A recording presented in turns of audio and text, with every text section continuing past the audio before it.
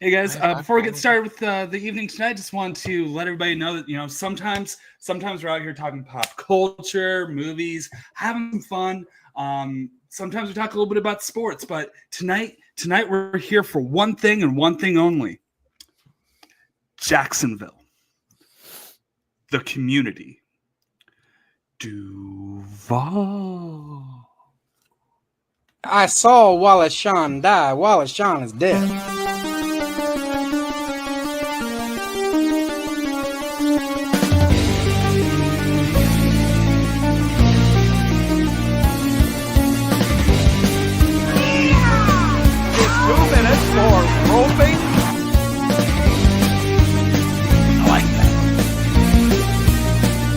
You're a jabroni.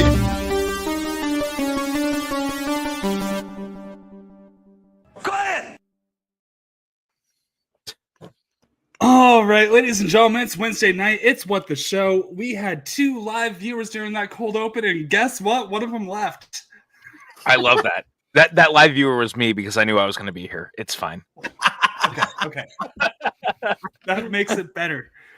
Makes it somehow better. Or worse. My name is AJ Lancaster. I'm one of the co-hosts of this establishment. And you'll notice it's just a single D tonight. Bethany, unfortunately, got hit with a double viral sinus infection, so she's out of commission at the moment. So you're stuck with the Lester Deacon. I'm sorry about that. But we do have, of course, the Juice.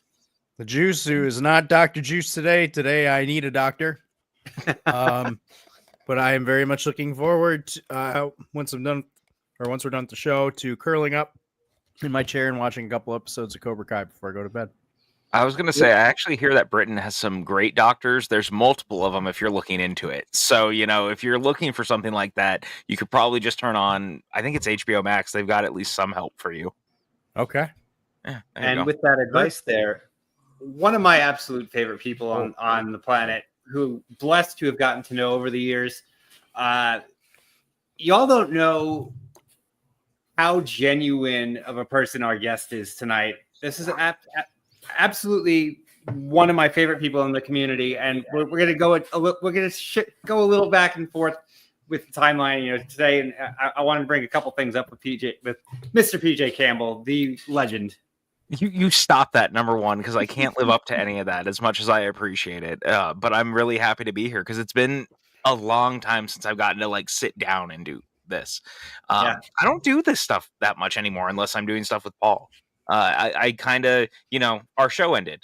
The show that we were all the thing that brought us all together ended. And I was like, cool. And I Homer Simpsoned into the back. And that's kind of where I've been for the last few years. Well, some people who watch us know, but a lot don't. We made sure to keep PJ involved in our community by, there it is. PJ, despite the fact that he barely follows NFL football whatsoever, has been a part of our fantasy football league for several years and actually did win it the first year he participated. Really did. It was a weird one too, because it didn't end up with a tie with you and I, because it was something happened, and so the last couple of games didn't quite happen the way they were supposed to. So what happened was that was the DeMar Hamlin year. So yes, you were going to win regardless, but there were players who didn't get a score because the game technically was canceled. That's what it was. I see, again, he's right. I don't pay attention to this shit. Outside of the fact that the Kings are trying to get potentially trading DeAndre Fox, I don't really pay attention to sports because it is not. You guys see what's behind me right now? This is who I am. I bartend and I talk about movies. This is what I do. So sports up here. But every once in a while I pay attention, and then I'll sneak into our chat because we've got a group chat with all of us for fantasy football, and I'll snipe at someone, and then I disappear off into the distance again. Snipe at someone? You mean Jacob London? Yes, 100%. And or Paul, when I beat Paul in fantasy, and I'll say a thing and then I disappear again for 3 months. We all beat Paul this year. It's true, but no one was making it a thing. And then I walked in that first weekend and I was I want Paul to know that it was me. And then I just disappeared. But yeah, otherwise it's just Jacob. And it will always be just Jacob because Jacob says things And I feel like he's just doing it to agitate me most of the time, which I know is not true, but I'm going to call him out on it regardless. And then I text him and I'm like, hey, stop being an asshole about this so that, you know, the chat can be normal and I don't have to scream at you. So I was talking about, I wanted to throw some things back. PJ, you remember the first time you and I met in person? Back, it was the last live Schmodown event before the pandemic. Yes, weirdly enough, in Georgia. And Mark Ellis had his live show, and everybody's in the lobby of the what was it? It was like in like a rec hall or something. Like, yeah, it was like a rec hall inside of what looked like. It honestly looked like we were in a plantation. That is the only nice way of saying it, but it was in the middle of Georgia. It was very strange. So everybody's there, like, kind of just shuffling their feet, not knowing what to do. And PJ and I, like, we were Facebook friends at this point because we were all in the community together, had never met. And the two of us just kind of looked at each other like, let's figure this shit out. I'm like, you're PJ, right? You're like, you're Mike, right? Like, and we literally on the spot, PJ and I, with first time meeting, within 30 seconds are trying to arrange this after party. And you guys so back then, like, because the show was still like fairly decent size for what it was. Mm-hmm. There was a lot of people we were also trying to wrangle, including underage people. Yes. Which, like, for going to bars, which became a thing throughout the night. We went to, it was the third place I think we went to that finally said okay. Yeah. Because we ended up at one, we made it inside, and I think it was Evan DeGraff. Like, he was just under it. That's exactly who it was. Yeah, it was Evan. And, like, we all got inside, and they're like, he can't be here. And a lot of us don't really, like, I live in Arizona.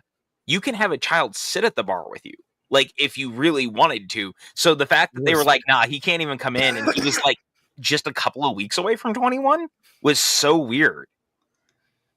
Yeah, and I remember them being like, nah, man, the door is that way. And we're like, cool. All right. Well, you just lost 60 or 70 people. Yeah. And we ended up at a bar that had, like, I remember when we walked in, it had like a really long entryway and then like a big patio outside where a bunch of people were smoking. But I remember because we ended up like lining that whole entryway. Yeah. And I just remember you found the touch tunes within seconds, and we had about 45 minutes of Coheed and Cambria. That would be accurate. And it'd probably be about 3 hours at this point now, because they've done a couple albums since then. So anyway, that was the origin story of PJ and I, and we've been buddies ever since. But both PJ, Juice, and AJ and I all share something in common, and that is our communal happy place, which is Duff Gardens at Universal Orlando. Yes. Oh, you're goddamn right people call Disney World the happiest place on earth. No, Duff Gardens. I mean, Epcot's up there too. Don't get me wrong. But also Duff Gardens is Duff Gardens. Like, let's call it what it is. You're just like, you get the ambiance. You're just right on the water. There's Duff. Like, is there anything else, to be honest? Because at that point, like, the rest of the night could go how it is. I could sit there the entire night. Like, I love horror nights. We did.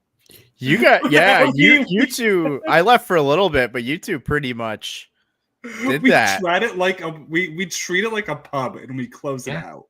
Yeah. So it's funny. Yeah.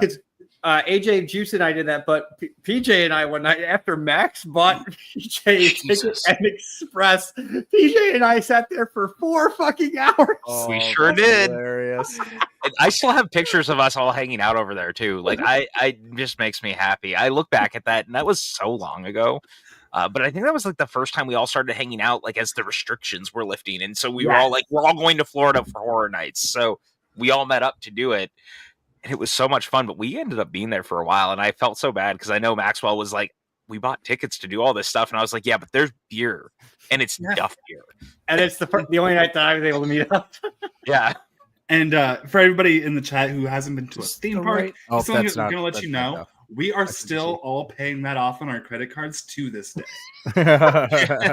You are so not wrong. It's amazing how quickly that stuff adds up. Yeah, $15 a beer. wow. $15, little man. Put that shit in my hand, Yeah. et cetera, et cetera. Yeah, that last part written by God herself and given to the best band on earth. More stay in the motherfucking time. Yeah. You know, it's exciting. Like the next. Michael. Mike's Oh. muted. Mike, Mike, your okay. mic is not working. Ooh, While Mike can- fixes that, I found a picture of us from there. I'll have to look The back cowboy at some of hat. mine. Yeah, I still remember, though, all of us meeting up, and it was so funny because I hadn't been to Universal since I was a kid to that point, and I just remember being like, I wanted to bounce around and do shit, and then it was like, yeah, but Duff Garden is right here, and we're spending all the time drinking, and that is pretty much exactly what we did. Like, we drank. I think we did hit all the houses at least at one point or another, but then like we'd always end up back at Duff Gardens, and we were like, cool, this is like the thing. AJ can attest to that. From this past year, we went for 2 nights. AJ and I probably between the 2 nights. Juice was with us a good deal of the time. Which is a little I'm bit, going to estimate between the 2 nights, AJ and I probably were at Duff Gardens for 6 hours. Yeah, Tracks. let's say Yeah. that. Yeah. I think I was probably there for 4. You guys probably there for 6. It's pretty Yeah, easy to do, even though. did Like, it Nightmare really Fuel. does. It's got a nice view. It's got good beer. I see no problems here. And it's sipping beer, but it's like there's something about that Duff, man. It's magic. They know what they're doing. Look, it could just be Sierra Pale Ale, and we'd all be drinking it regardless. Like, they could call it Duff Beer, and we'd be fine. Like, it says it's Duff Beer. I just want to live like I'm in Springfield for like 20 minutes. I don't know. It might be hams. I don't know if it's still, it was Florida Beer Company had the contract for while I was still working there. So I don't know if it still is. I think it is, but Florida Beer Company. So if you ever were to find a Florida Beer Company Pilsner, a Florida Beer Company Amber, or a Florida Beer Company Marzen, those are the Duff beers. Like if you were to go like to their brewery, that's basically what it is. So I'm sure because you obviously worked at the theme parks or in like the same general thing like I did. How long do you think until this all lapses and we see them having to shutter Springfield on one side and move it to another? Like, it can't be that far away at this point. I know the rumors are there. The Springfield contract is one of like the big mysteries that like only for whatever reason, like everybody knows the Marvel contract. Everybody knows the 99-year contract. Yeah, the terms of that, and it's the east of the Mississippi. Yep. The Springfield contract has never, for whatever reason, for NDAs, whatever, has never been disclosed.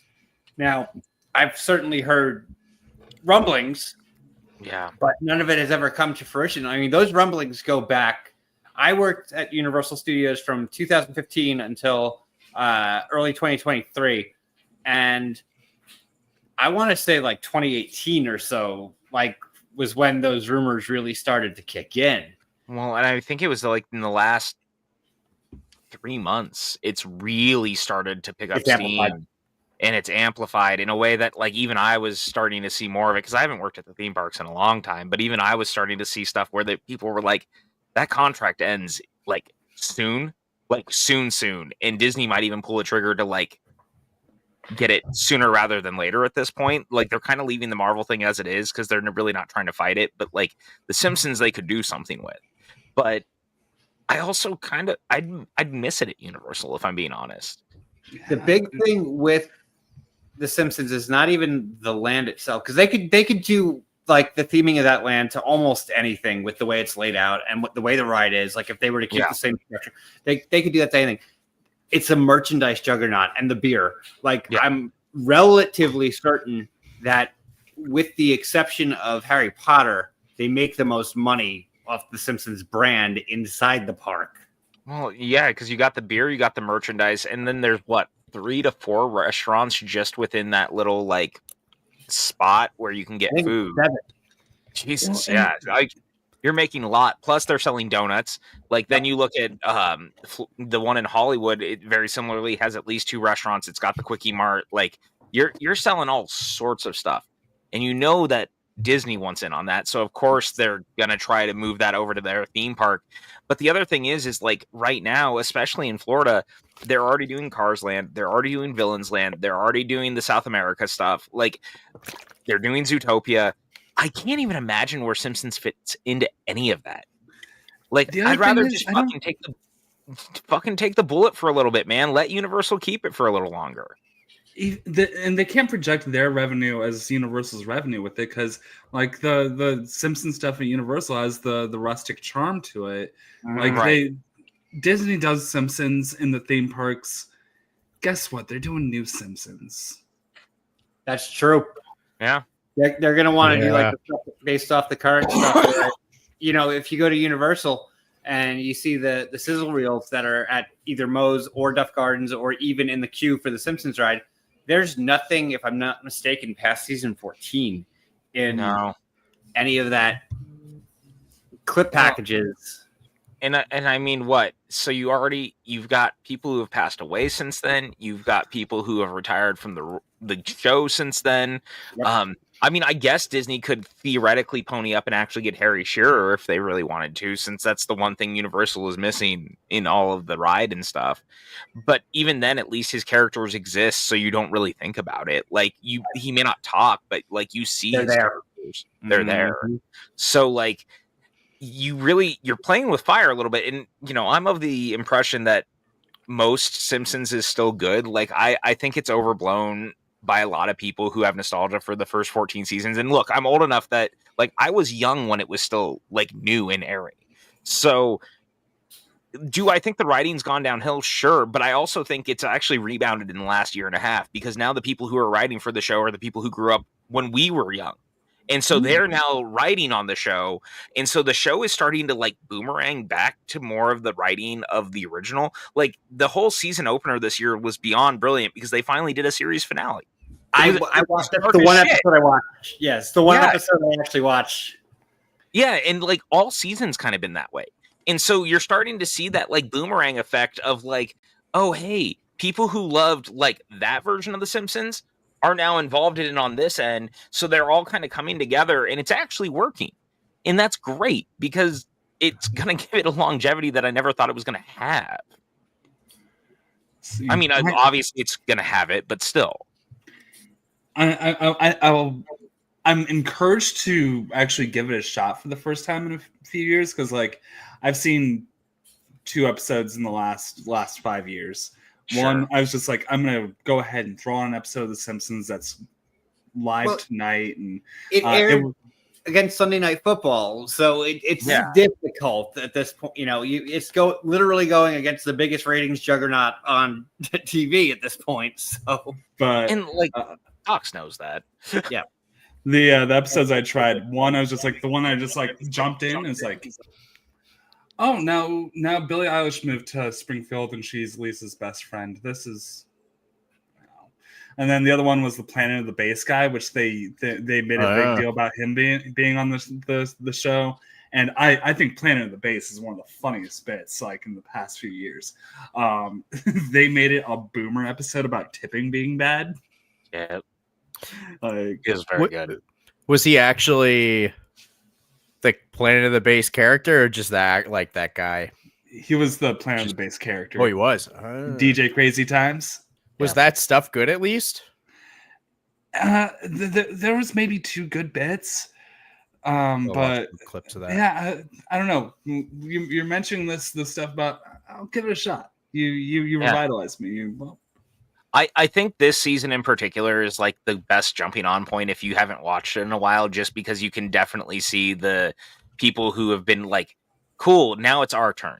And like they grew up on it. So the writing feels a lot more similar to a lot of the early stuff. But like at the end of the day, and you guys know this, I've been saying this since you guys have known me.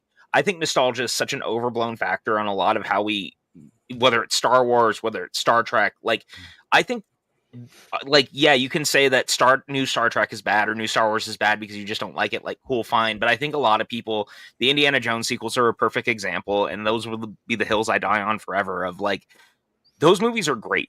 The reason that they're great is because they're doing their thing that actually like is pushing those movies forward.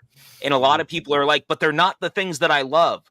And it's like, yeah, they're not trying to be. Like, they're trying to go this direction, and you're looking back that way. Like, take your fucking glasses off that are rose-tinted and nostalgic. And we had this exact conversation at Duff Garden. I know we did, because it was before Dial of Destiny came out. Yep. But even then, like, I've been fighting for Crystal Skull since it fucking opened in 2008. Like, I will be on this hill until the day I die. They might as well put it on my headstone that PJ Campbell fought for Crystal Skull so that it could live. Like, I don't care. Put that on my fucking gravestone, man. Like, that is so true to me.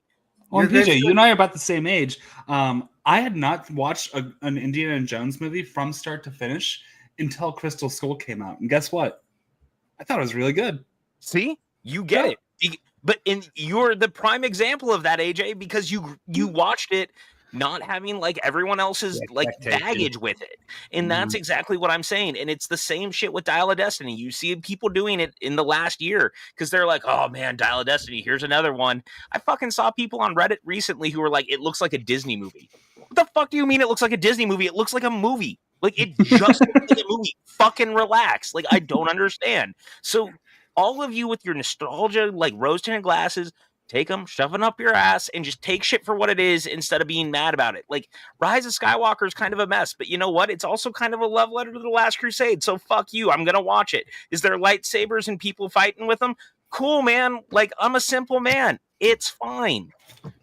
I've said about Rise of Skywalker forever. Is Rise of Skywalker my least favorite Star Wars movie? Yes. Will I watch Rise of Skywalker over 95% of other movies? Yes. Yes. 100%. Like, I don't know. I think that people get so caught up in what they want shit to be that they don't take shit for what it is. And that's going to be my fight literally probably till the day that I die. And that's fine. But that's where we're at, man. The last 10 years of movie marketing, like with cycles being like more than half a year for these movies and building them up, that's the other thing, that like nothing's going to live up to your expectations by the time it comes out if you just keep on obsessing over it. No, and like you're 100% right, and I've said it before. Like, I think the marketing shit is so out of hand. Like, you're right. They spend anywhere from a year and a half to a year a lot of the time building this shit up.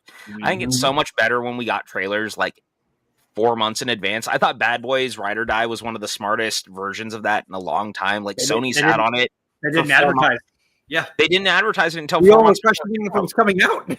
Yeah, and guess what? You went to see it, and you're like, "That's a fucking Bad Boys movie." Like, I'm good. Like, was it Will Smith and Martin Lawrence being quippy and blowing shit up in Miami? Absolutely. Did it need to be anything else? Absolutely not. Did I have the time of my life? I fucking did. Like, really fucking simple, you guys. Cloverfield was like, I think, the best example of marketing. Like, because they didn't. The first thing was when it dropped, they didn't even say it was dropping, and so I forget which movie. It was one of the big movies. You will probably remember.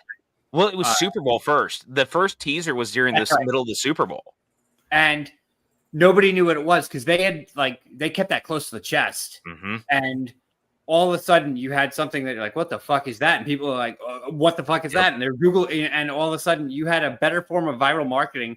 You know, as much as people like these Comic-Con reveals and things like that, it does, you know, there's that initial excitement, but then I think it draws away from the, you know, when Mike, I just have to tell you immediately. We've known each other for, we were talking about this the other day, almost half a decade now. Yeah. There are aspects to my life you have no idea. I could go. How much time do we have on Cloverfield marketing? AJ, so much. Because the Cloverfield ARG, were you guys part of that? Do you guys know anything? Oh yeah, dude. Between that and then even 10 Cloverfield was still doing it because there was the puzzle stuff. There was all the stuff with Slusho. Like they did it for Paradox as well. It wasn't as good for Paradox. I was following that shit on MySpace. Dude, yep, right on. Well, all the way up to Super 8. Yeah, because even remember when Super 8, they put not to step on what you're saying, AJ, but to your point, do you remember when they put the billboards in, like not even the or like the standees in the theaters, and if you looked over to the side, it was actually playing the trailer, but with extra footage and hints like to what it was about. You had to look on the side, and you were like, "Oh shit, there's like shit inside." It was so cool. Like, but yeah, it was one of those things though. Like, the lore of Cloverfield is way better. Like I like both. Well, I love Cloverfield and 10 Cloverfield Lane, and I even like Paradox. I do too. But you're not alone. But the lore of those movies is way more outstanding than anything they put on film. I mean, what's I was going to say fascinating here, and PJ, we'll circle back to that. We mentioned our fantasy football chat, and there are two sects of people in our chat. There are people who want to dissect and criticize everything about movies, and then there are the people who want to watch a movie, have a good time, and embrace what they love about it. And clearly, you can tell what sector the people on screen fit in. Yeah. You know what the irony of that is? The irony of that is I literally have a podcast where that's what I do. Yeah. I literally sit and dissect shit for an hour and a half to 2 hours with Paul. That is what we do, movie by movie. And yet, I'm also the one in the chat who's like, fucking relax, you guys. It's a goddamn movie. Like, stop treating it so fucking seriously. And like, I will say it. I fucking got into it with Jacob last week because I was like, it's a fucking movie. Like, he was talking about how he was like, no one's going to be talking about the summer 2024 movies in a decade. And I was like, why does it matter? Right. Like, why does it fucking matter? None of this shit matters. Like, why are you putting these weird expectations on this shit when it's like, yeah, you might not be, but guess what? When I start rewatching the Planet of the Apes movies, guess what I'm going to rewatch? Kingdom of the Planet of the Apes. You know why? Because it's a pretty fucking good movie. Fucking relax. And Twisters. Sorry, if you feel it, chase it. Right. Like, what are we doing here? Why are we putting this shit on this stuff? Like, yeah, sometimes genuinely, there's bad movies. There is. Mm-hmm. But guess what? It's few and far between. And it's also very subjective, too. I said this to Bethany the other day. You want to know the two people who I'm aware of who will champion almost any movie, and both of them, well, one of them is not. One of them is pretty well adored in terms of the film community. The other one has a niche audience. It's Quentin Tarantino and Kevin Smith will find the good in any movie. Like, if you listen to either one of those two bring up almost anything, they are not harping on what went wrong with it. They're like, yo, check out this movie. Like, even something like fucking Madam Web or Craven. Yo, Aaron Taylor Johnson was great in that movie. Like, they're not focusing on all of the, everything that went wrong. Right. And you know what? It doesn't do you any good. Yeah. Like, again, it all comes down to, because we talked about this. I was like, I don't think any one of us on screen ended up giving Sony any movie money in the last year on their shit, because we all know what it is. I saw Venom. That's the only one. Okay, yeah, you saw Venom, but like, I bought a ticket to Madam Web. I ended up not going, but it was too late to cancel. Yeah, I'm not going to count that. That's fine. It happens. But like, none of us went out of our ways because you know what you're getting into. You know it's probably going to not be very good, and like, you could pretty much say those are objectively not good. Oh, and I have A-list, so like me going to see a movie is not something that's, But you know what?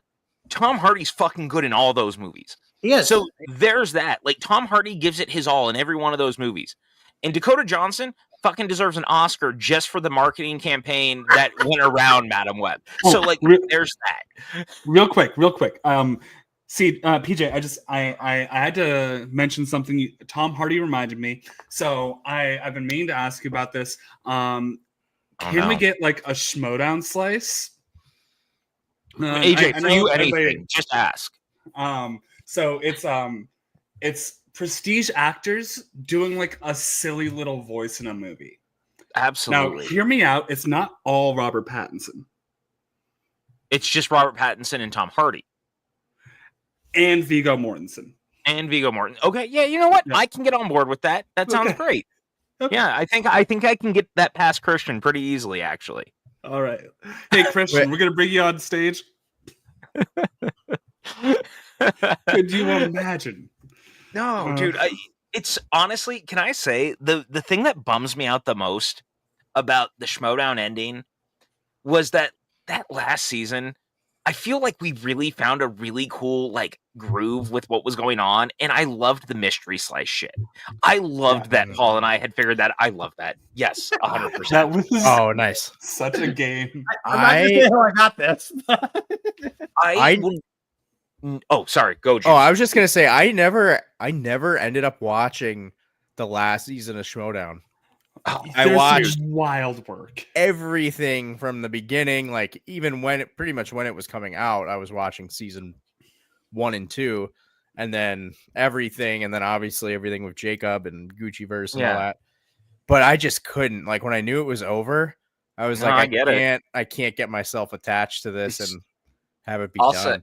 To your point, man. And I was very burnt out from the season before. But anyways, the season before was a lot. It was the 2 seasons leading up to it were too much. I will never pretend it wasn't. It was hard on me. We were filming so much shit all the time. I was exhausted. I was on calls 10 hours a day, getting shit together. I was so fucking tired. That's why, honestly, there were so many mistakes on shit as we were going because we were just filming too much. Too much. I'm never going to pretend that's not the case. It was what it was. But that last season, we scaled back a lot, and we kind of went back to what it made it work. But we were doing the mystery slice shit, and it was so fun. Yeah. And it added I remember when we initially had the call for that season, and we were talking about the rule book shit, and Paul and I had come up with this, and we didn't think there was any way we were going to get past, and people were fighting us. Because they were like, you guys are going to make it weird and obscure. And we're like, no, it'll be fun. I promise you, if you guys get that shit, it will make sense within the confines of it. And it kind of changed the dynamic because to take 3 slices off the wheel that were there and have it spinner's choice, opponent's choice, and the mystery slice, but you never knew which one you were landing on of the 3. It was so much more fun. And then you'd have the moments, it was literally the season opener, and you have the wild berries hit the Die Hard in a blank slice, and it was fucking perfect for that match. Yes. That was when the show was doing its best at doing that stuff because we found a thing with it, and that was so fun. Movies set in New York, who doesn't, so many movies set in New York, you're gonna be fine. And it was such a bummer because it really found its footing in that, and I really loved that we were doing that. By the way, if you haven't watched the Wildberries versus Video Drew and Claudia Dolph match, great match, and you have seen Long Legs, if you've seen Long Legs, just go watch the opener to that match. Yeah. Yeah. You're not wrong. I just saw Mike K in the chat too saying he watched last season, but he never finished it. And it's so funny because I know that there was a lot of people who felt that way. And I get it. Again, it was a long, it was still a long season. I'm not going to pretend it wasn't. But I really appreciated that. I've watched series finales for a really long time. I'm old, you guys.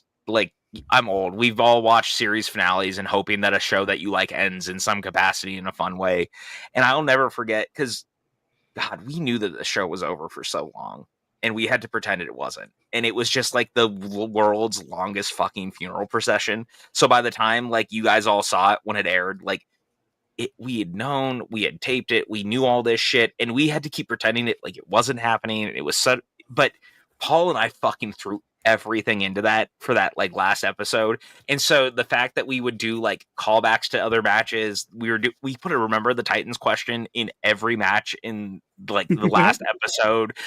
We fucking threw everything into it because we wanted everyone to have fun, and it was it made everyone laugh. We got a Remember the Titans question into the Star Wars League. Fuck you guys, I'm doing it. And that's how that was just, it didn't matter. It was over. Yeah. We're gonna fucking go for it anyway. And it was so much more fun that way. And I'll say the last season gave me a little bit of that early magic again. And I really loved that. And I'm always going to love my time on the show, especially because I got you guys out of it. I love all my friends that I got out of it. We wouldn't be doing this without it. But I was fucking tired. Yeah. It wouldn't be here without it. So yeah. Lifelong friendships. Really? People got married. Your defining moment, PJ. He's right on screen. Yeah, right, you're not wrong. So good. I knew what I was doing. Motherfuckers, I knew. Paul and I, again, it was everything we did was fucking it was 100% premeditated. Everything we did throughout that last episode was just, we knew what we were doing. So there were, I got two quick stories to tell about this. First off, in the middle of the filming of the last season, Jeff Alterman visited Orlando, and Jeff was the most obsessive fan there was, I think, Mhm. at one point. And I sit down and I'm at Raglan Road. No, excuse me, at Homecoming with him and Paulina. Fucking love Homecoming. Fantastic place. There he is. Look at that guy. Look at that handsome And boy. literally within That like 10 seconds, yeah, that fucking jabroni. Within 10 seconds of sitting down with him, he's rattling off all the results of things that had filmed and not aired yet. I'm like, okay, thanks. Oh my thanks. gosh. Yeah. But the real kicker was, it was in July of that year was when Ben Bateman was doing his tour. Yep. And he came to Orlando, and I can tell you this now, like the day after his tour, he stayed an extra day to hang out with me. And I took him to Universal Studios and at Duff Gardens. Fuck yeah, as it should be. Someone spilled his guts, and I knew a lot about what was going on. So. Dude, I fucking, that last season's so funny because I know that we were all talking. We were all fucking texting each other and being like, here's how everything's going down and stuff. Like, everyone knew. It was no secret unless you were like really not involved. It was hard not to at that point. We were all so close. We were all having fun, and like, again, the writing was kind of on the wall. Like, I love that Skybound took one last chance on like doing a season live, like in studio and stuff, but like they clearly didn't really want to do more with it. At least that was the vibe that I got from it. And I can say all this because what are they going to do? Fucking sue me? Get out of here. Like, they once I knew that they were buying G.I. Joe and Transformers, I was like, oh, it's fucking done. Yeah, like they're not gonna something that has such a limited profit margin to begin with. Yeah, if any. And so I remember getting the call because they fucking called it and they were like, yeah, it's over. Like this thing's done. Well, we're going to do a finale, but that was it. And like, they didn't even pay us out like for the back end of the season and shit. Like we got one last check for the, like, oh, you will write the finale, but you're doing it like comparatively cut down because we're cutting down on the season and shit. And, you know, it was really like one of those Hollywood stories where you hear all that shit all the time. They tell you and you're like, well, fuck, there goes everything. And I remember sitting there and going, they were like, don't worry, we're going to pay you. We're going to pay you. And they're like, we're not going to pay you in the end. But we did. Okay, so here's my idea for a slice. Oh, it's God, here it goes. It's people Robert Kirkman hasn't paid. So Paul and I. Oh, I mean, you'd be among them. One of the creators of Invincible. Anyways. Well, my biggest beef, well, that's terrible. I've unsubscribed from Skybound. Skybound, right? Yeah. Mm-hmm. Skybound emails so many times, and I keep getting them. I've gone and unsubscribe. I keep telling it's like 4 years or like 6 years now. Juice, not just you. I still get that shit. And I'm like, you motherfuckers fired me. And I'm still getting your fucking emails. Like, fuck you. I don't need the reminder. Like, I feel like Kevin Smith when he talks about he wrote Superman Lives, and he's like, and then, you know, people gave me all this free Superman shit, and then, you know, you get rid of it because who needs the fucking memories? That's how I feel. Like, I don't need that shit. Stop reminding me. But Wild Wild West did have that giant fucking spider. Goddamn right, had the giant fire. I still think the best part about that entire story is that, you know, then he talks about it like John Peters thinks that him telling that story is the best thing ever, and he wears it as a badge of honor. He thinks it's great. It's like, John Peters, you're a fucking psychopath. Yeah, this is not endearing towards you. No. The collective moment when we all realized that Bradley Cooper's character in Licorice Pizza was that guy. 100%. No, it was the actual human being. Yep.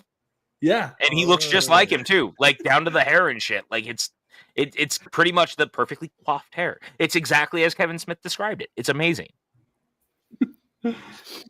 It's always fun when you watch stuff and you realize that like the filmmaker hated one of the producers or someone involved at the studio. And so then there's always a character in some capacity that is the character. Like when you look at the orc that looks just like Harvey Weinstein in The Lord of the Rings, and Peter Jackson just fucking hated the Weinsteins. He's like, I'm fucking killing that fucker on screen. Like that's what it's going to be. And you're like, cool. Or when you know all the spite that went into Tropic Thunder. Yeah, man. Right. Exactly. Like that shit's amazing. Or you look at, you know what? Roland Emmerich, Academy Award winner Roland Emmerich of Moonfall a movie that's broken barriers across, so many years. But like, he literally hated Roger Ebert and Gene Siskel so much, he put characters that look just like them, named after them in Godzilla. Yep. Because he was just like, I fucking hate these guys, and he put them in it. Bringing it back to bartending, my friend made a drink called the Starfish, named after one of the managers. Oh my god, that's Did amazing. he have an extra work relationship with her? No, I think it was just no. I don't know. Oh. No, that's I didn't amazing. work there then, but No, yeah. but dude, that shit just makes me laugh. I love when people like, and I'm not even calling it petty. I just love when people are like, "Fuck you." I'm dealing with this in some capacity, and like whether everyone knows or not right up front that that's what it is, they're fucking doing it anyway. And then we learn later, and you're like, "Oh, that makes so much sense." I mean, look at the Deadpool and Wolverine stuff with Nice Pool.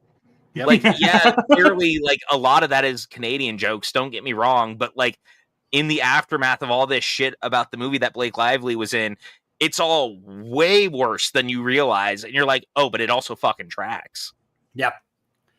Bethany watched that. I only saw like the last half hour of that. That was when I was like, where is this movie going?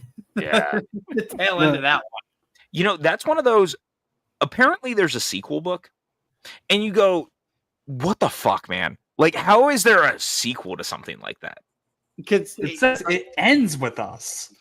Yeah. But then it continues with us also, AJ. So it's okay. Is that the name of the book? Please tell me. No, that's but the I'm name. gonna. It should have been if it wasn't. Should have I been. don't think it is, but I'm gonna call it that anyway. No, it should have been. No, It starts. but here's the thing. Oh yeah. No. Mike K with that. Oh, it's called "It Starts with Us." Mike K with the comment in the chat. He knows what's up. It starts with us. That's not honestly. That's almost as good. It's almost as good. It ends with us again. I know we're done doing Rick and Morty references, but oop glurkle glurkle. Okay. I'm out of the loop. I don't pay attention to this shit anymore. Are we done with Rick and Morty, period? Or are we just done with the actor? I just think that everybody forgot about Rick and Morty, like culturally. I think. Okay. Yeah. No. I couldn't ever get into it. Yeah. I just had to ask because again, it was never a thing that I really watched, so I just have to be. I feel so old sometimes. I'm like, what are people watching now? What are they paying attention to? Abbott Elementary. Oh, Mike might be muted again.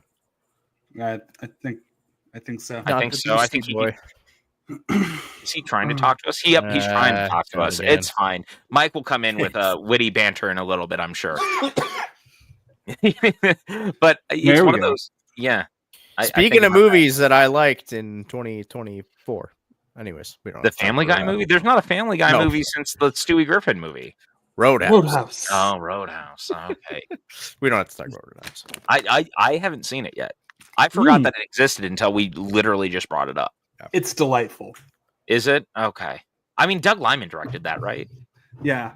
Yeah. Yeah. And again, it's like, I don't even know why you would try to watch something like that with any expectations for the first one. The first one's great. It's The original is the original. Yeah. yeah, the original, right? Like, sure, it's no need to make a sequel, but like, why not have? It's a completely different plot for the most part, as far as like set location and all that. But like, Jabroni. it's Says our mod. No, I you know what, Justin? I will have to check it out because it's one of those. I know it was. I remember it kind of happened, and then like it was on Amazon, and I you know how easy it is to forget about movies once they're like hit streaming if it's a streaming movie. yeah. I forget that stuff exists. Like unless it's Cobra Kai, which I'm just gonna kind of call a movie at this point that's been going for almost a decade. Like I don't pay attention anymore. There's too much stuff. These people are obsessed with putting things out like they call it content because that's how they're treating it. But like there's so much of it now. I don't know how to keep up anymore. That's a good segue though. I wanted to bring up because Juice, as anybody who watches the show knows, like doesn't like to watch Cobra Kai until he's able to fully catch up with the season. So how far along are you now?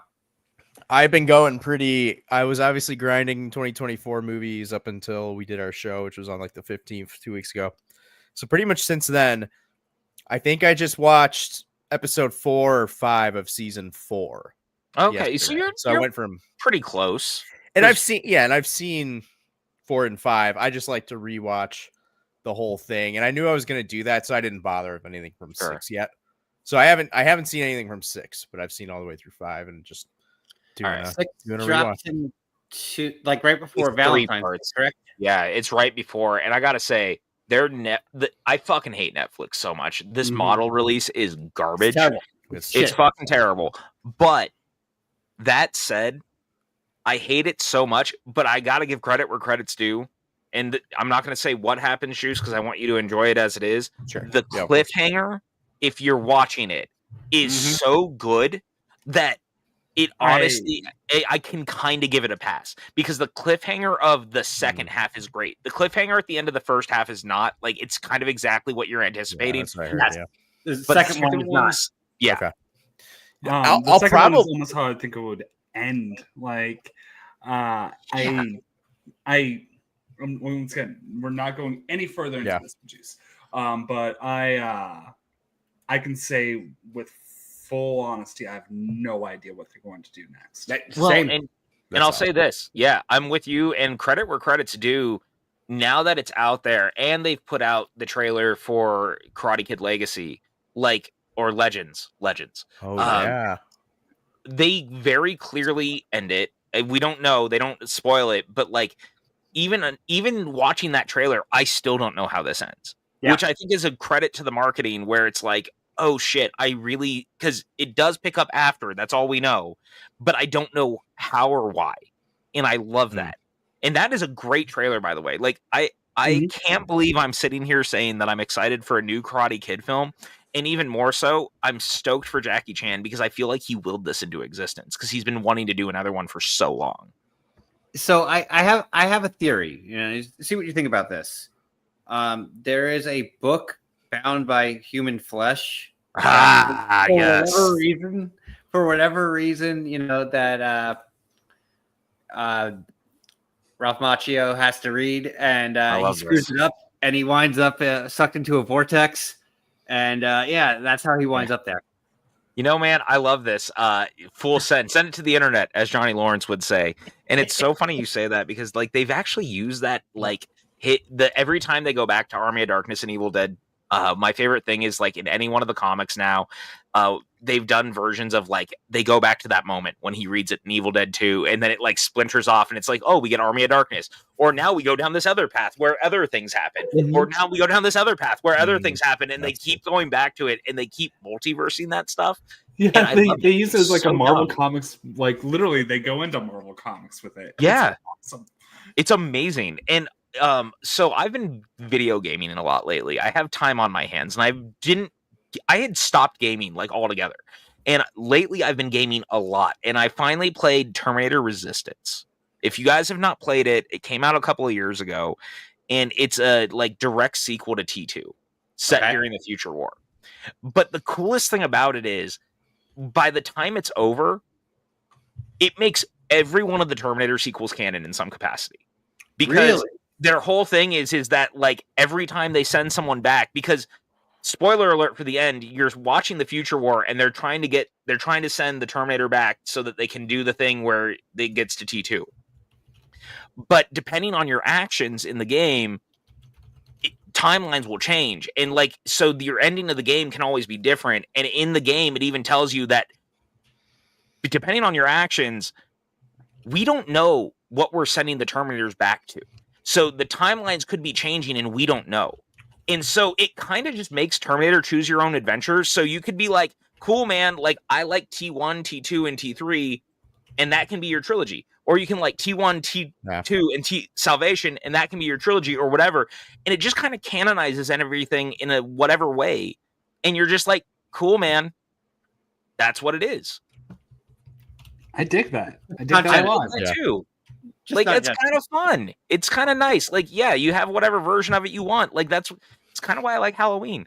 Choose your fucking own adventure, man. Which version of Michael Myers do you want? Who fucking cares? There's so many versions. That's kind of, yeah. I mean, Batman in a way is kind of in that right now with like 3 different properties where there's different Batmans. And I have fears about all of that, but I don't want to derail the podcast further on my feelings on that. Like, and I love the Superman trailer. I fucking love the Superman trailer. But I have like such severe fears about the future of DC right now, because thank God the trailer is good, because every time they said anything about the Superman movie, I was like, I like James Gunn. I like most of the cast, but I'm getting BVS vibes bad. Like, I was like, we're doing the same shit. We're putting the cart before the horse. They're already shooting the Supergirl movie. Like, what are we doing, guys? Like, and you're telling me like Peacemaker doesn't matter to all this or whatever? Like most of Peacemaker matters, but like this one scene doesn't. Yeah, I don't know. It's weird, right? Yeah. And my thing is like, it's kind of, I think that James Gunn has a similar philosophy to you. It's like, shit doesn't matter that much. It doesn't. But when you have an entire fucking monolith behind you saying it actually does matter is the problem. And that's like, Gunn can say what he wants, but God forbid the Superman movie fails. God forbid Superman doesn't do what they're hoping it's going to do this summer, right? I know that they want it to be the next Barbie. Like, he keeps calling it the summer of Superman, the summer of Superman. What he should be saying is he wants it to be Batman 89, which would be like a much more apt like comparison. That did, oh my God. Aside from Ghostbusters, go to the summer. Yes. Could you imagine if kids wanted to buy Superman action figures? Well, and right. And you know what, man? Credit where credit's due. I fucking love that Corn Sweet went in, and when he saw the concept art, he was like, where are the shorts?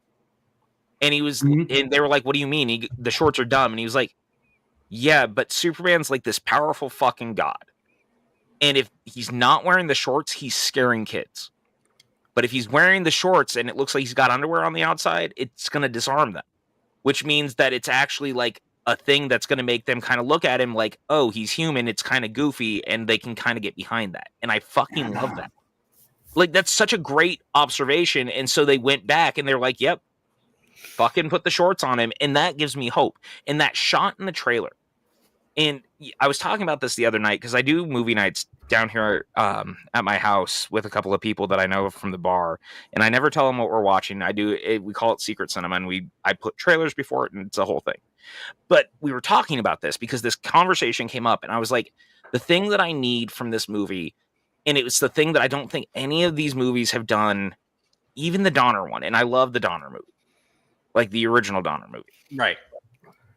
I don't think they've ever made the point that Superman is like a beacon of hope. And I need that, like, I need the rallying moment that you see in like the Sam Raimi Spider-Man films where the city like stands behind him and they're like, this is our hero.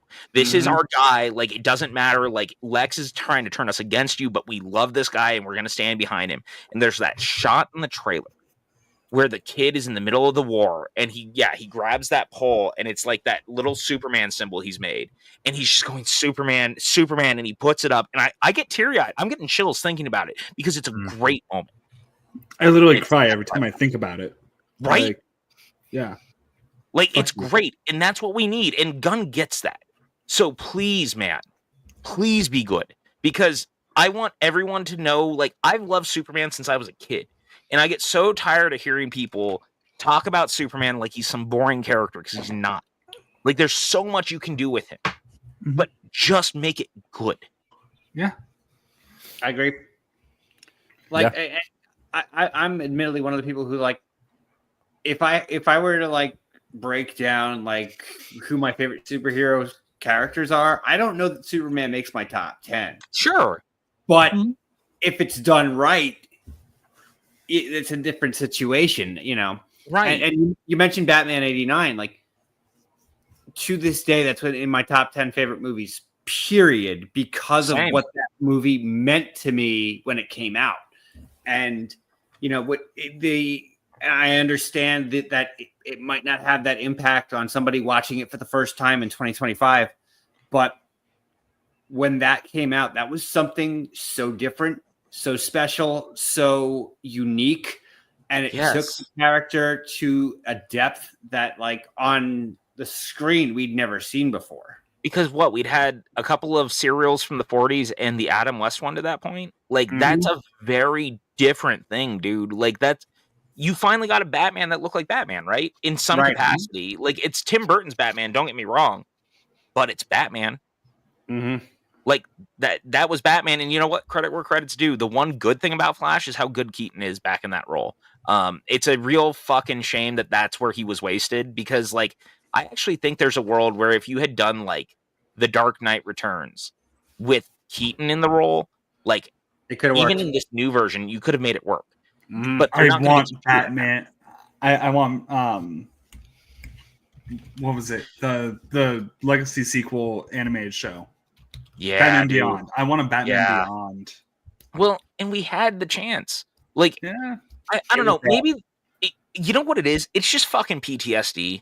Honestly, like, as a fan of, like, DC Comics and liking this stuff for so long, watching WB fumble the ball so bad, like, leading into all of this, just makes me so worried, because they shot how much stuff with Michael Keaton that we just never saw, whether it was Batgirl, whether it was an Aquaman 2, like, that shit just existed and we never saw it.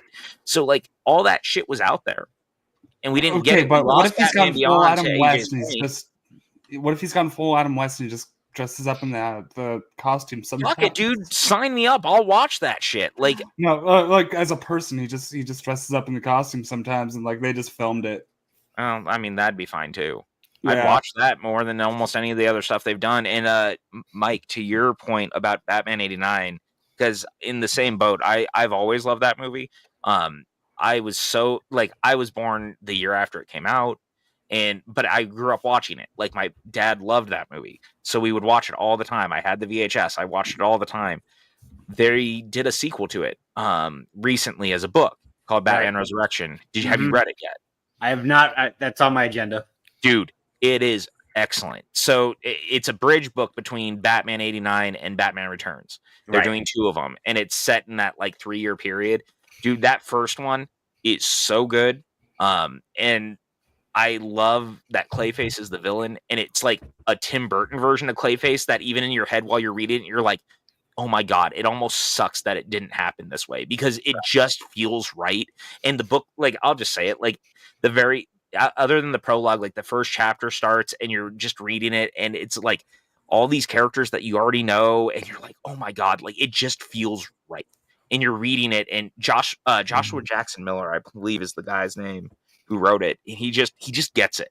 You're just reading it and you're like, fuck, dude, this is so good. And I kind of love, like, this goes back to what we were talking about. I'll bring it full circle to The Simpsons. Having people who love a thing and grew up with that thing, and then getting a chance to get, like, involved in that thing is the best thing that happened to a lot of this stuff. Every once in a while, you get the execs who get involved, and then it becomes too much. But, like, when you look at that, or you look like James Mangold doing Dial of Destiny, and Mangold being like, I want to do a movie that basically is like a bookend to Raiders. So you do, like, you have the movies in the middle, but, like, you could watch Raiders and Dial and pretty much still get, like, the story. That's a full evening. Yeah. Right. And I love that. And so to have people who care about this stuff, and that's why, like, it's so funny, because I remember James Gunn talking about the Suicide Squad years ago when he was making it. And he was like, Superman was supposed to be the villain originally in the original version of the script, and WB said no. So then he was like, I would probably never touch Superman because maybe I don't get the character. Maybe I don't understand. And then for him to, like, go through the Suicide Squad, to do Peacemaker, to have grown so much to the point where he's like, actually, I think I get it now. And then you see the trailer and you go, shit, dude, he does get it. Like, he's come so far as a filmmaker that you look at that Superman trailer and, like, that's that movie. That's that guy. And he's kind of like Mike. He didn't love Superman growing up. Like, he liked Superman, but he was never, like, the biggest fanboy. But then at the same time, you watch the trailer and you're like, oh, this dude gets it. Mm-hmm. And I love that. We need more of that, because you don't need people just being hired for this stuff. Like, that doesn't do any good for anyone. You need this stuff to become a thing where it's like, people need to be passionate about it. You can't just hire the dude who fucking did Horton Hears a Who to do Jonah Hex. You can't do that shit anymore. Yeah, I really went there. Yeah, I didn't know that those were the same guy. Yeah. Wow, that I So to kind of like go piggyback on like this whole conversation and kind of bring it back to where I was going back to Batman 89. If you obviously I'm the only one who was alive when it came out, but when there was a humongous backlash in Michael Keaton getting cast as Batman back then. Mr. And- Mom? Yeah, exactly. Yeah, Mr. fucking Mom. And not only that though, like the first time I remember this as a kid, what it was on, it was probably like an Entertainment Weekly or whatever, or Entertainment Tonight, whatever it was, that they showed like the first, it wasn't the trailer, it was like the first look. It was like the image and like behind the scenes footage and stuff. Yeah. And I remember watching that and I saw the full black bat suit. And immediately, like, my eyes bugged out of my head as a kid. Like, you know, and at this point, like, I was not a comic book reader and I didn't know I knew Batman, obviously from the Super Friends, from the Adam West series. You know, I knew the Batman was always like, he probably was the coolest DC character. And then all of a sudden, the coolest DC character got exponentially cooler. And you see this, and then all of a sudden, on top of that, you have Jack fucking Nicholson, who essentially is playing himself. Let's not kid anybody. He pretty much is. By the way, the greatest media deal since George Lucas decided to retain the merchandising rights to Star Wars. Yeah. Yes. And you got to remember this too. And I brought this up recently on one of the social media platforms at this point. I don't know. There's so many at this point. But I think it was Threads, because I think it was when Threads was like trying to take off, and someone was like, what are your real opinions on Batman 89 and Jack Nicholson as the Joker? And like, who's the best Joker? And I finally had this, like, it was me trying to have a come to God moment with a bunch of people who are just there on the internet, who they don't give a shit about what I think, but you guys do because you're my friends. But like, you know, no one's actually going to give a shit about this. But like, I had this moment where I was like, we have to remember, Jack Nicholson might be playing himself in that movie, but Jack Nicholson in 89 wasn't Jack Nicholson now. And he wasn't even Jack Nicholson in the 90s yet. So like, Jack Nicholson in that movie is becoming that Jack Nicholson. And so even when you watch that, like in that confines, it's so different because he's not quite that guy yet. Like, you're thinking, this is a dude who did like Chinatown at that point. And it's like, he's doing a lot more reserved type stuff. He hasn't fully become the meme that is Jack Nicholson, in the same way that like Al Pacino in The Godfather and Al Pacino in Scarface are not the same guy. Like Al Pacino in Scarface is where the meme begins. But if you watch The Godfather, I actually think Pacino's performance in that is better because it's not the dude he becomes. So you look at that movie, there's no right answer to who the best Joker is. Unless you're saying it's Jared Leto, get the fuck out. Like, fuck you, it's fine. But like, there's not a right answer. You're good. I'm just gonna get going real quick. All right, bye, Sorry. Juice. Thanks for hanging out, man. Yeah. Sorry, I care. hogged the screen and shit. No. I'll keep Get talking. better, I'm happy. Juice. Feel It's been a better. great conversation. I was gonna leave halfway through, and I stayed almost the whole time. So I love it. Yes. So I wanted to bring this up in terms, you know, PJ being, you know, one of the biggest proponents of physical media, obviously, as you can see. What? No. So actually, WB. That's a green screen. I've had it for a long time. When they first Fake pro gamer. when they put 89 on DVD the first time, it was like a deluxe edition. You can find this on YouTube now because they did put it on during the pandemic. Actually, WB was great in 2020 about putting bonus features on YouTube as things to watch. They really were very, very good about that. I will give them credit.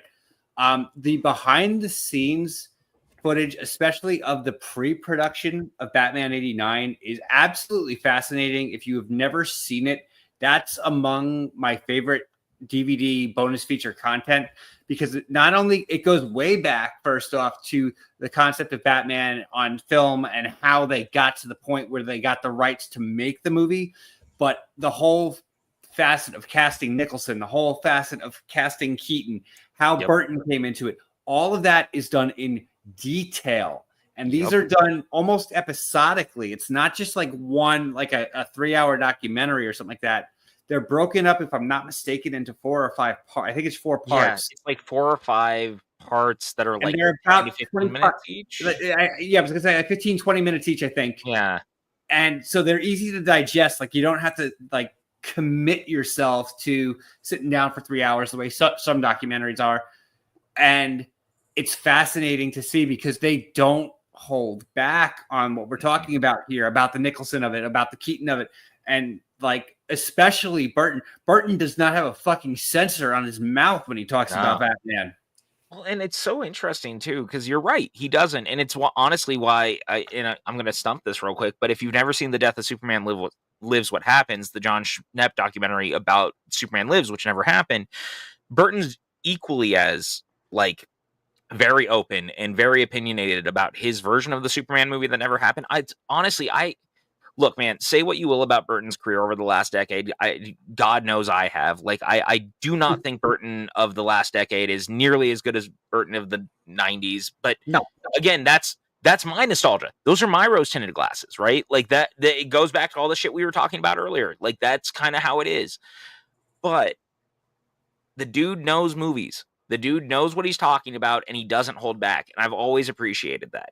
And so you look at that, and it's wild because between Batman 89 and Superman, the Donner one, the villains are the two top billed actors because you got Gene Hackman and Jack Nicholson, and they're billed over Christopher Reeve and Michael Keaton because those were the guys.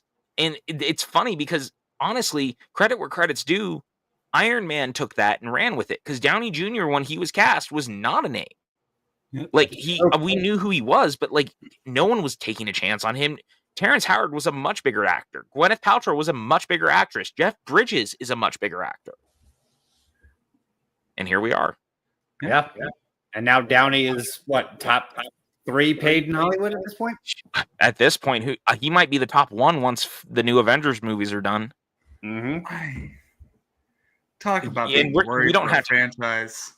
Yeah, look, man, I can't believe that this franchise is going to be fucking 20 years old this year. Isn't that wild? Or in the next couple of years. I mean, not this year, but like we're 3 years away from it. Yeah. And here we are being like, oh my God, he's coming back, but he's playing a very different character. And you just know that it's going to be a variant of some sort. But it's so wild because I remember watching Iron Man in theaters in 2008 and going, there's no world that this is going to work. And walking out and being like, what the fuck? They're going to do the Avengers? So the big one for me, yes, was Iron Man, but was Captain America because Captain America didn't have its it did have its own stinger, but if you stayed there was a trailer and that was on it, and that they held that close to the vest until the last minute. So we're sitting there waiting for this end credit scene, and like, holy fuck, they're all together, and it's like, oh my God, that was one of the biggest oh my God moments in terms of any kind of. Exactly. Well, and they did the same thing with Fury because remember, like there had been rumors, but then they weren't putting it in any of the, like, Ain't It Cool News broke it, weirdly enough. And then, but it wasn't on any of the critic screenings. It wasn't at the premiere. Like, they hit all of it. And so no one believed it was real. And then you sat down in the theater and it was like, there's Sam Jackson saying that he wants to talk to Tony Stark about the Avenger Initiative. What the fuck? Yep. Okay, so Iron Man was like my favorite superhero growing up. I was the kid in the 90s who watched the Spider-Man animated TV show and was like, Iron Man, that's my guy. And then I found the Iron Man animated series on UPN or something like that.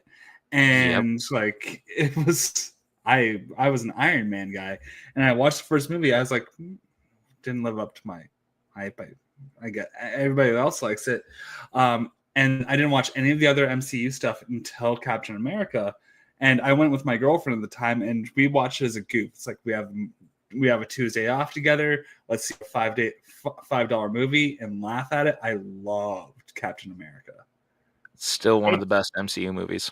The most underrated MCU movie in my personal opinion. Best art direction in an easily MCU movie. Joe Johnston. I mean, no shock, you guys know my favorite comic book movie of all time is The Rocketeer. I've never tried to hide that. Like I think Joe Johnston is genius. He worked with George Lucas. He was involved in Raiders. Like, the dude has been around a long time. He helped create Boba Fett. He created the design. Like he's a huge deal. And so Joe Johnston coming in, and I remember I actually went to the 20th anniversary screening of The Rocketeer at the El Capitan. And for those who don't know, the El Capitan was a theater that existed in Hollywood. Disney bought it and like retrofit it. The first movie that premiered there under Disney was The Rocketeer in 1991. So when it rolled back around to do the 20th anniversary screening, like it was a pretty huge deal. And they brought Joe Johnston. Kevin Smith was the moderator, and they did a panel after the movie. And it was Joe Johnston, it was Billy Campbell, and it was the writer of the movie. And they brought the trailer for the first Avenger, which wasn't out yet. And they played it for everyone there. And I remember absolutely losing my mind because I had the same thought. I was like, oh my God, look at this. Like it's amazing. And to this day, it's still one of my favorite MCU movies. I played it at the bar yesterday, funny enough, because I was like in a Nazi should be punched in the face mood. So I put the movie on at the bar. And that movie is great. I mean, did you see that right here, over here in the back? You know, and I'm making my statements. It's fine. I have feelings. Nazis deserve to be punched in the face. That shouldn't be controversial, but here we are. I love that movie, and I don't think you're wrong, AJ.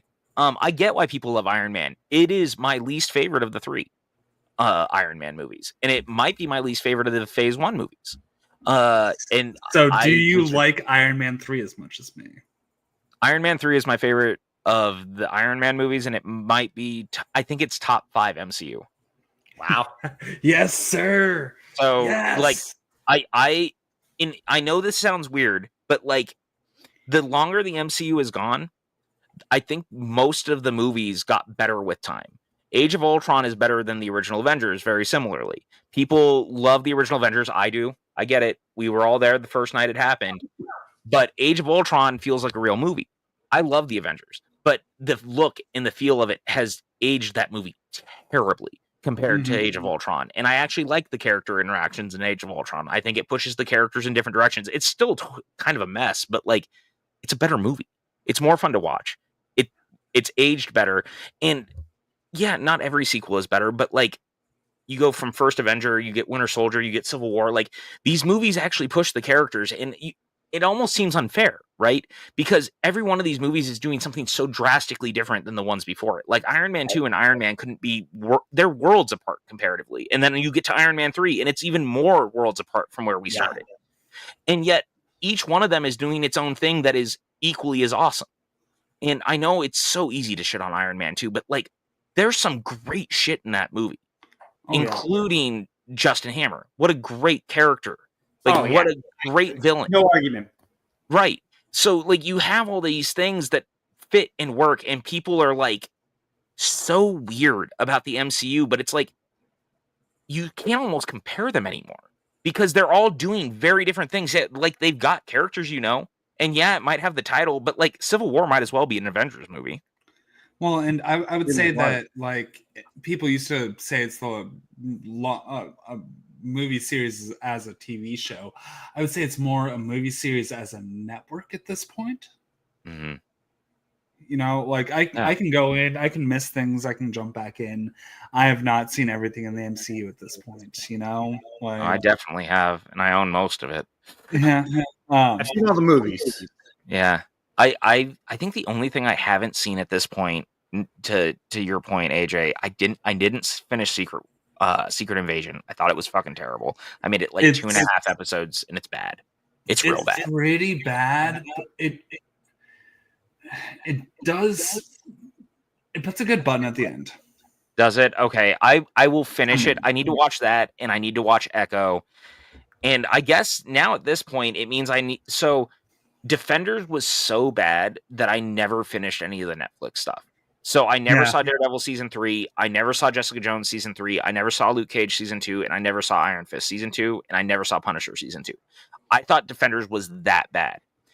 And I was so excited when they announced that they were doing the Daredevil show, and like the idea was that they were going to kind of do it where it's like it might have happened, but like we're kind of doing this variant version of the character. Like he even kind of looks a little different in like No Way Home. Like you kind of get the vibe that he's the same Matt Murdock, but he's a different Matt Murdock. And then you get Hawkeye, and you're like, oh, that is clearly not the same Kingpin. This dude has fucking superpowers, right? Like Some are he saying, by the way, Yeah. some are saying that there's an Iron Fist season 2. I'm Cannot going to confirm. say it. I don't subscribe to that sequels I don't like didn't happen.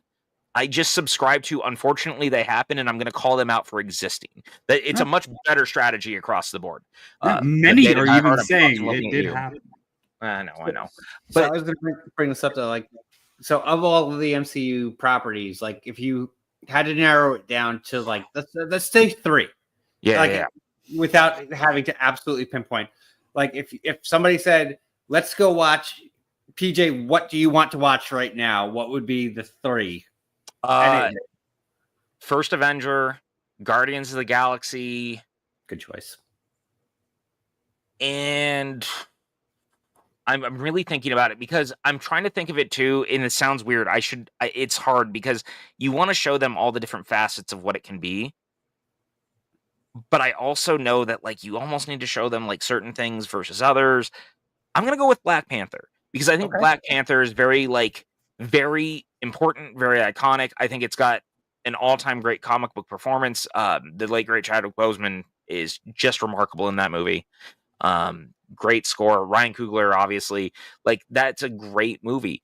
Ragnarok is great too, Alan. I do agree. My only thing with Ragnarok is I think it's got a little too much built into it. Like, I don't know if people enjoy it as much if they've never seen it. I'm trying to pick things that I think that, like, if someone has never seen the MCU and you're like, here are the 3 things that I'm showing you to try to get you into this, those are probably the 3 because I think they're also the 3 that are very distinctly their filmmakers' films.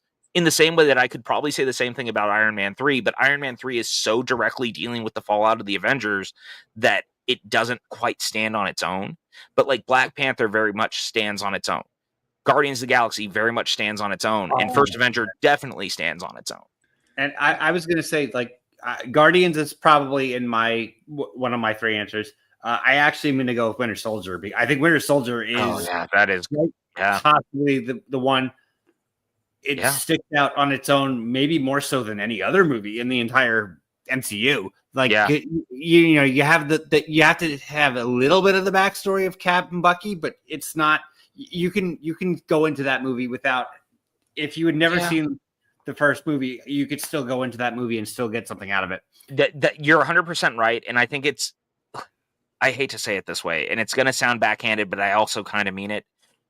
The Russo brothers really hit gold with that movie, and it's the best. There's a reason that they kept going back to them for stuff, but it's the only one of the movies that they directed where I feel like that they didn't totally shit the bed with all the other characters also. And I don't mean that to like sound as passive aggressive and snarky as it is.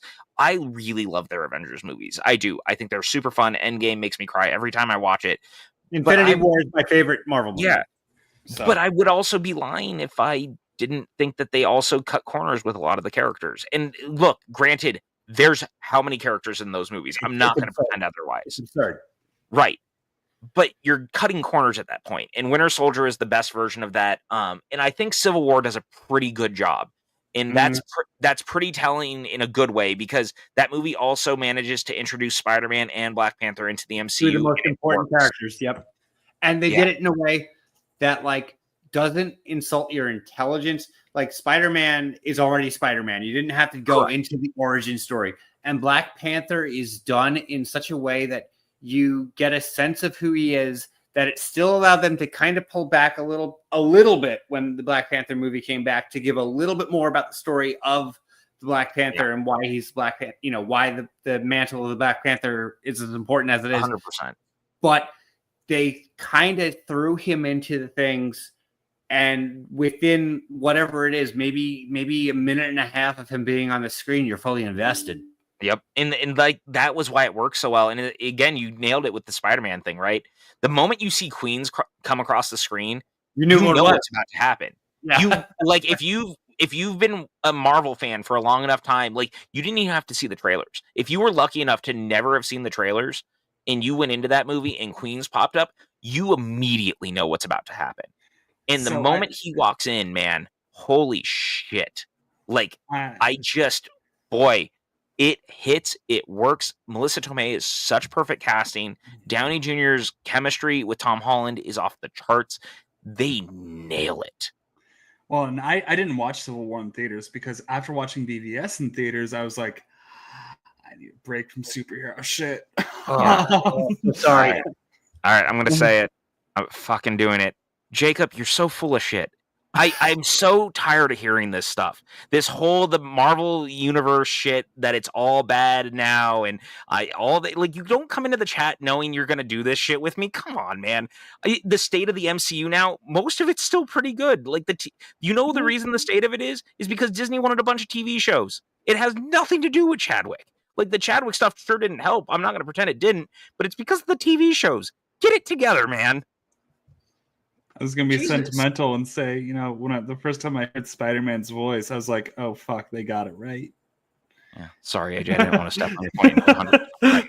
Just he walked into it. I don't know if he's been watching this whole time, but I've called him out like 6 times, and now he runs his mouth in the chat. This motherfucker. He just knows. He just knows, and he knows he's gonna get me going. Remember when the news of Chadwick's passing happened during the Kevin Smith Jericho match? You know what? We were in the middle of doing a live watch along on the old channel, and we were in the middle of Godzilla 98. That's when the news broke. And I remember also the Schmodown match was, you were right. It was the Kevin Smith and Jericho one. So on one end that was happening. On the other end, we were watching Godzilla 98. We cut the stream. Because I don't want to fucking do it after that. Like, that was really sad. So but I'll never forget. That's where I was. I was watching Godzilla 98. Just like I remember I was watching Revenge of the Fallen when I found out Michael Jackson died. So this is wild, but it's 100% true. AJ assured us. I don't know if I ever told you this, PJ. So my best man and I, he lives in Alexandria, Virginia, and anytime I go there to visit, we go into DC to the H Street Beer Garden. Okay, yeah. Without fail, for 7 years in a row, when we went to the H Street Beer Garden, a celebrity died while we were there. And stop going there, motherfucker. So the last time we went, the curse finally broke. Oh, okay, thank God.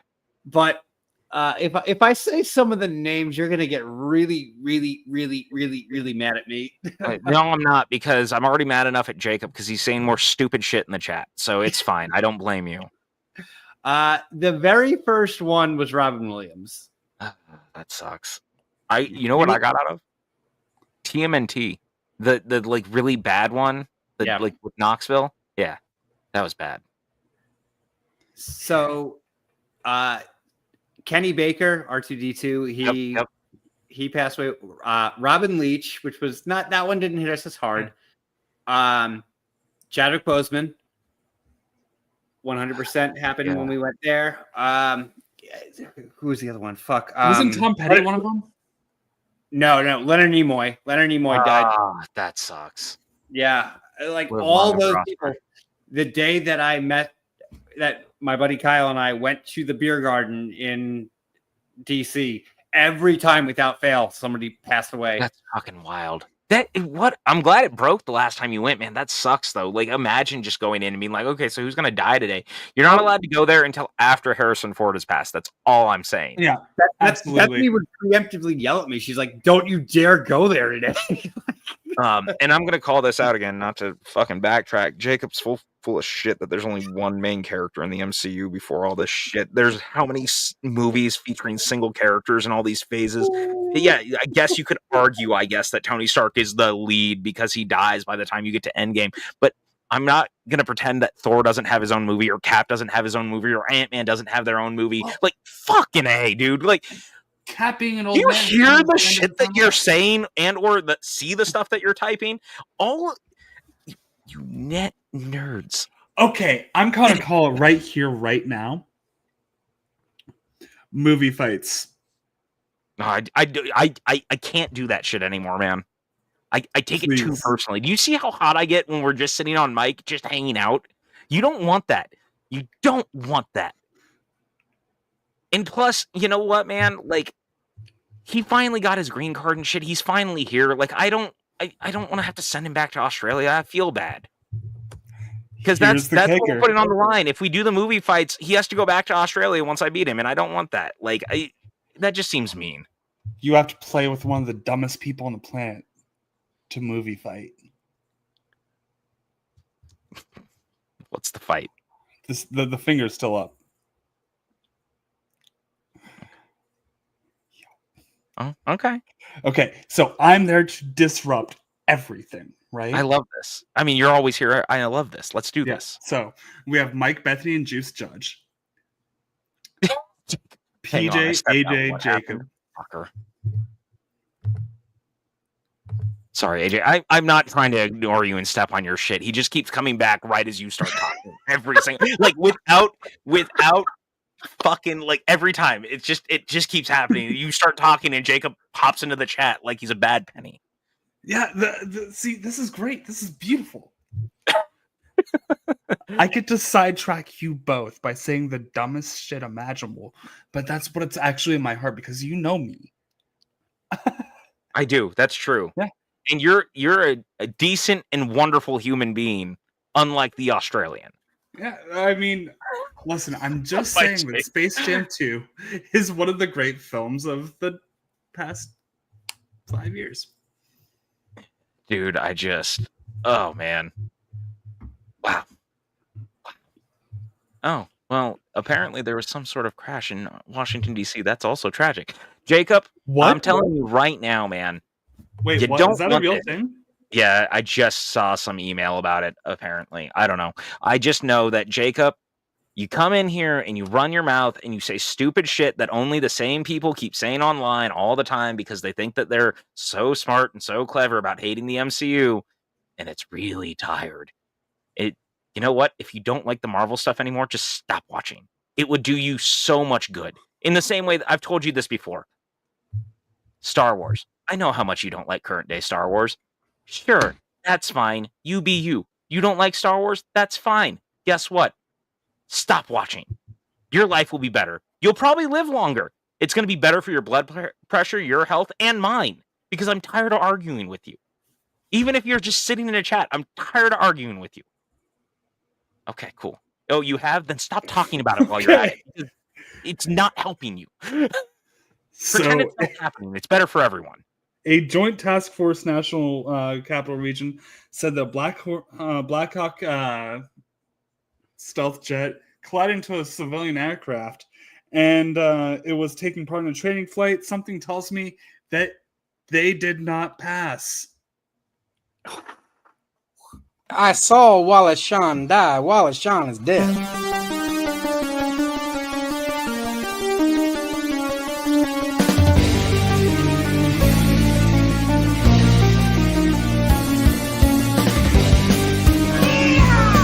It's 2 minutes for roping. I like that. You're a jabroni.